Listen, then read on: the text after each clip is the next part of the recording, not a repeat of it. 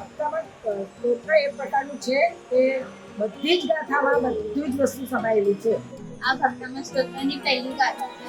આ ગાથાને ભાવપૂર્વક સ્મરણ કરવાથી તમારા જે પણ કાર્ય છે એ નિર્વિઘ્ન રીતે પૂર્ણ થાય છે અને આત્માનો ભય દૂર થાય છે અને આત્માને અભયની પ્રાપ્તિ થાય છે. મને એમ કીધું કે 12 થી 20 નંબરની ગાથા છે, એમાંથી પણ સૌથી વધારે મહત્વ 16 નંબરની ગાથાનું છે. એ મેં તમને એ જ કહી સંભળાવી, પણ અદ્ભુત.